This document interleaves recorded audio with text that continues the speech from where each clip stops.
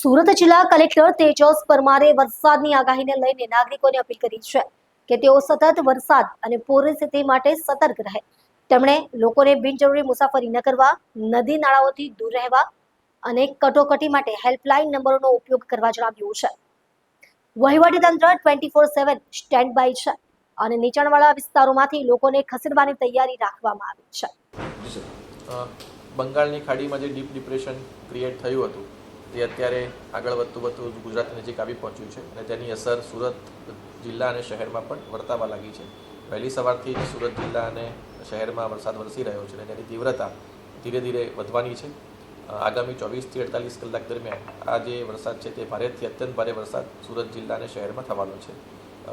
એથી તકેદારીના ભાગરૂપે આમ તો ગઈકાલથી જ તમામ ટીમોને સાવચેત કરી દેવામાં આવી છે. તમામ તાલુકા વિકાસ અધિકારીશ્રી, મામલતદારશ્રી, પ્રાંત અધિકારીશ્રી તમામને આ બાબતે એલર્ટ કરવામાં આવ્યા છે.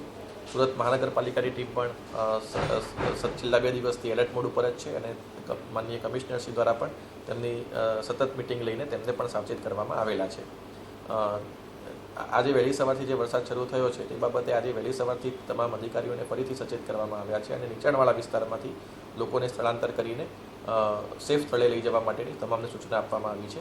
આપણા જે આશ્રય સ્થાન જે છે તેને પણ આપણે તૈયાર કરવામાં આવ્યા છે અને ત્યાં પણ લોકો આશ્રય મેળવી શકે છે. વિશેષ તકેદારીના ભાગરૂપે સુરત શહેરની અંદર 1 NDRFની ટીમ અને 2 SDRFની ટીમ ઓલરેડી આપણી પાસે અવેલેબલ છે, જેને એલર્ટ મોડ ઉપર રાખવામાં આવી છે.